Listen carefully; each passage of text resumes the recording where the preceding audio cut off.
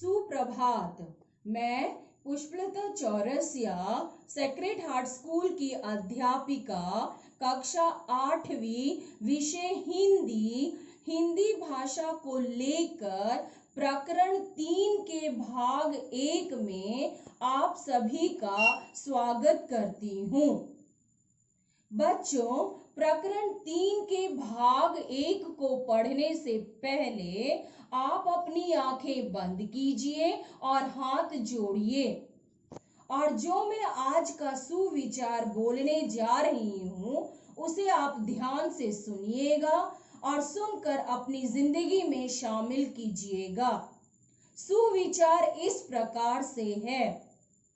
हम अपने देश के लिए आजादी चाहते हैं, पर दूसरों का शोषण करके नहीं, ना ही दूसरे देशों को नीचा दिखाकर।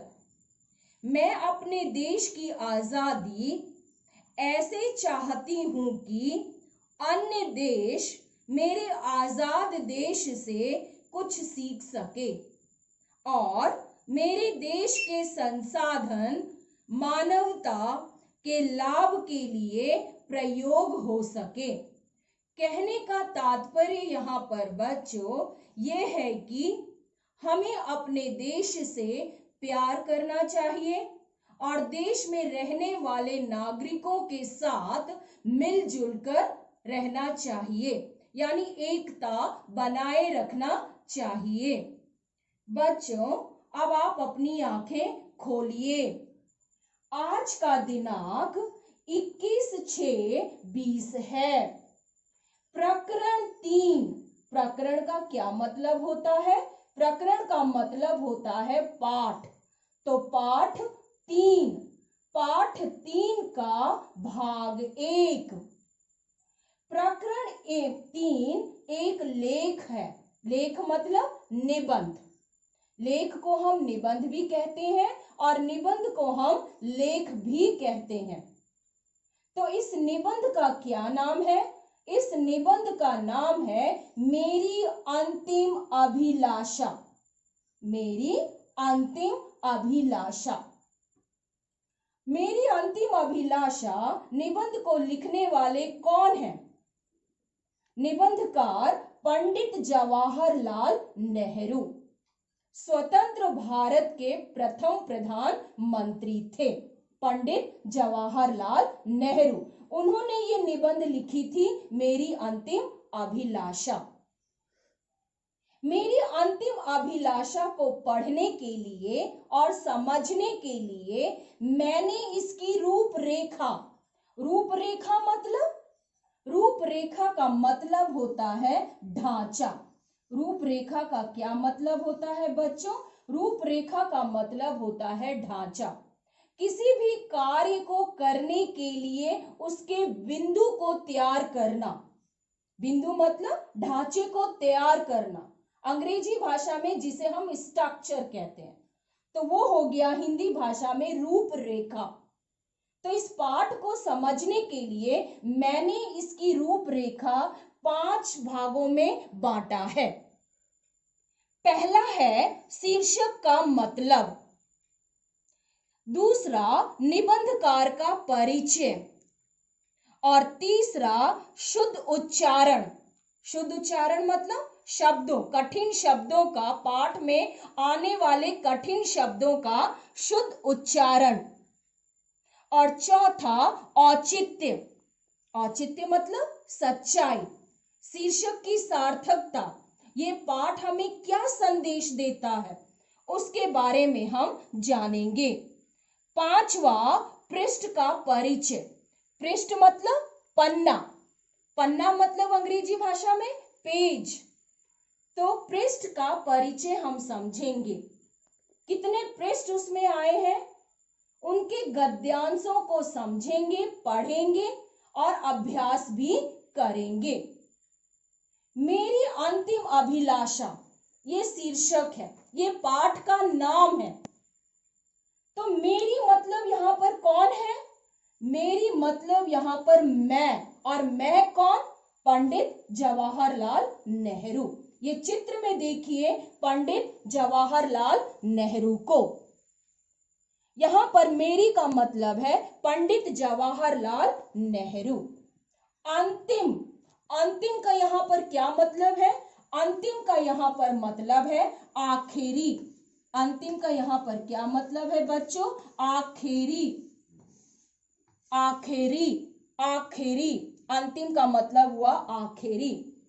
अभिलाषा, अभिलाषा का क्या मतलब है यहां पर बच्चों? अभिलाषा का यहां पर मतलब है इच्छा, कामना। यहां पर अभिलाषा का क्या मतलब है? इच्छा और कामना। तो कहने का यहां पर तात्पर्य क्या हुआ?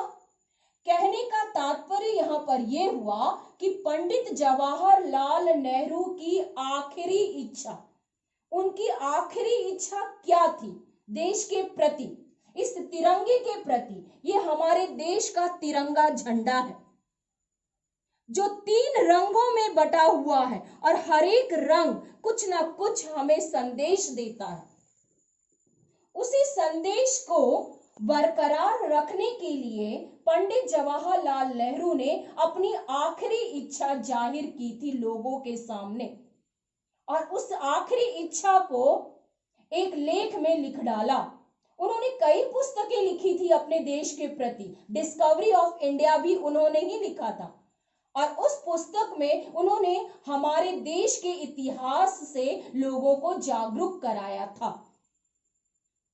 तो उनकी अंतिम इच्छा ये थी, जब वो जीवित थे तो वो अपने देश के लिए तो कर्तव्य करते ही थे, हमेशा अपने नागरिकों के लिए हमेशा खड़े रहते थे, देश के लिए खड़े रहते थे।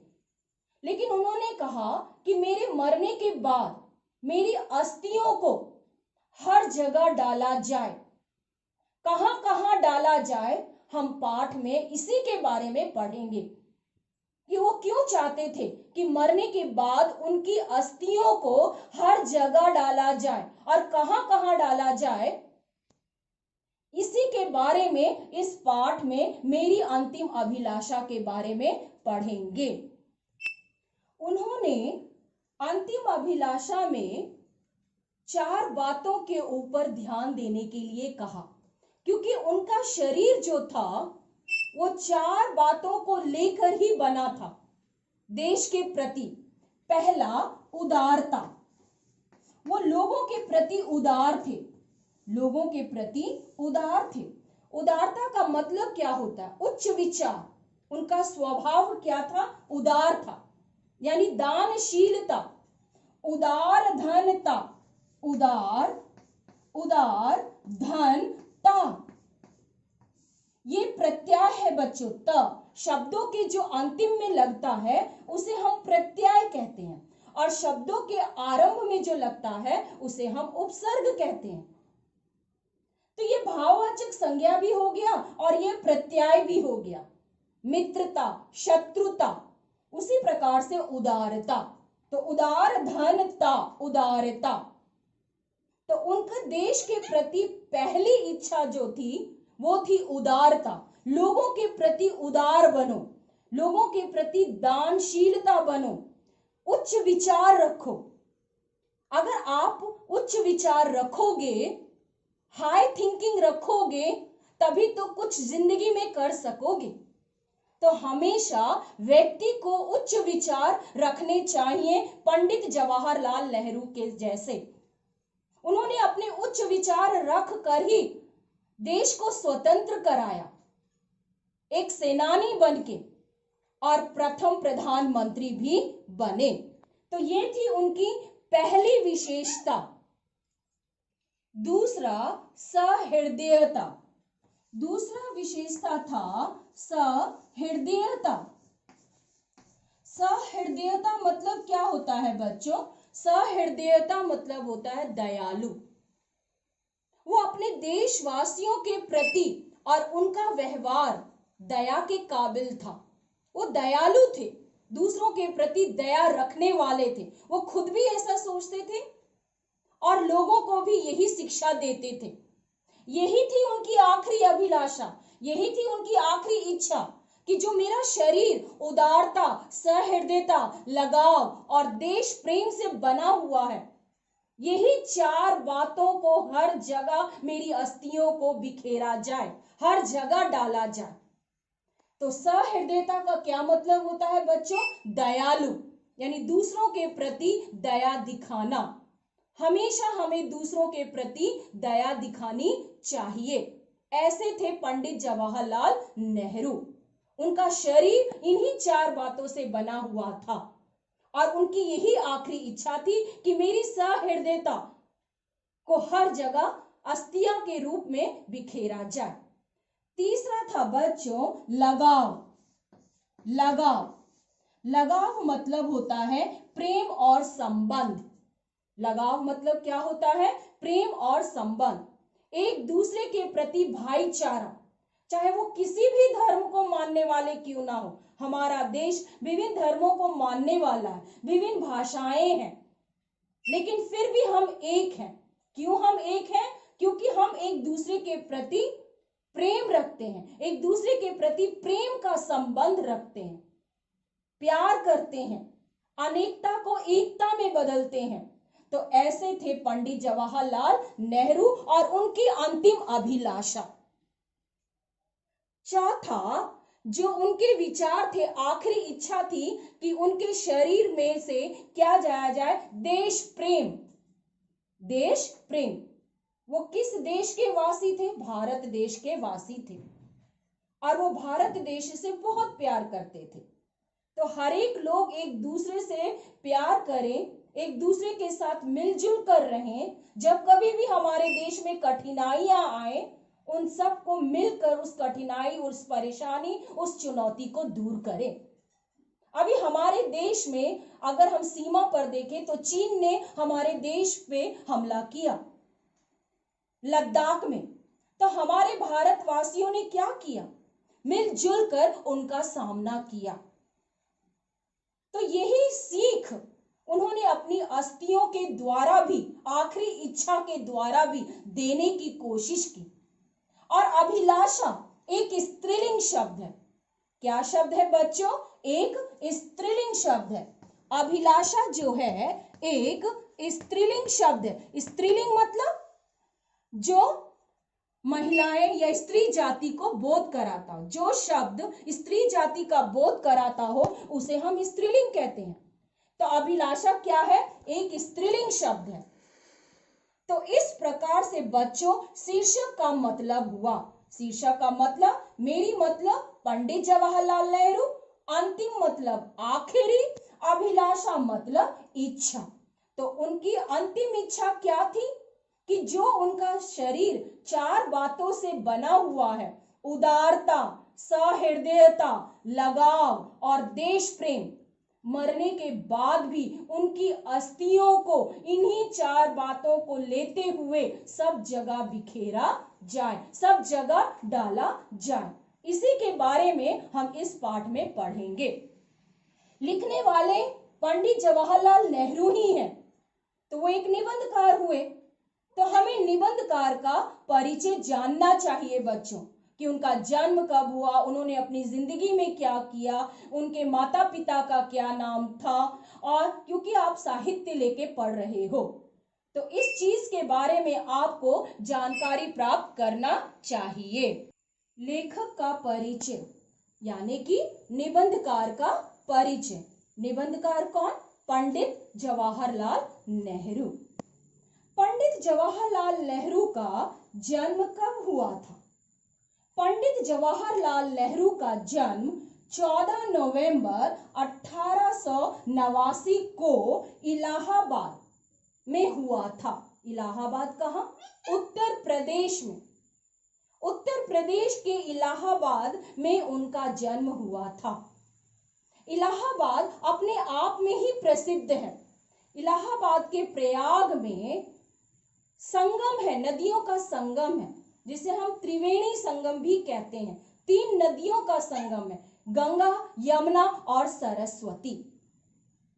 जब यहाँ पर तीन हर तरह की नदियां मिलकर रहती हैं, तो यही विचार पंडित जवाहरलाल नेहरू में था कि हम देशवासियों को मिलकर रहना चाहिए। तो ऐसे व्यक्ति का जन्म उत्तर प्रदेश में 14 नवंबर को हुआ था। 14 नवंबर अपने आप में ही बहुत प्रसिद्ध है। क्यों? क्योंकि 14 नवंबर के दिन ही, उनके जन्मदिन के दिन ही बाल दिवस का त्योहार मनाया जाता है, राष्ट्रीय पर्व मनाया जाता है, जिसे हम अंग्रेजी भाषा में चिल्ड्रंस डे भी कहते हैं और हिंदी में बाल दिवस कहते हैं। वो बच्चों से बहुत प्यार करते थे, इसीलिए उन्होंने अपने जन्मदिन को चिल्ड्रंस डे के नाम से घोषित किया, बाल दिवस के नाम से घोषित किया। ऐसे महान सेनानी के माता का नाम क्या था? उनकी माता का नाम श्रीमती स्वरूप रानी नेहरू था। उनकी माता का क्या नाम था? श्रीमती स्वरूप रानी। और उनके पिता का क्या नाम था? उनके पिता का नाम श्रीमान मोतीलाल नेहरू था। मोतीलाल नेहरू एक बैरिस्टर थे। बैरिस्टर मतलब बड़े वकील थे और वो समाज सेवक भी थे।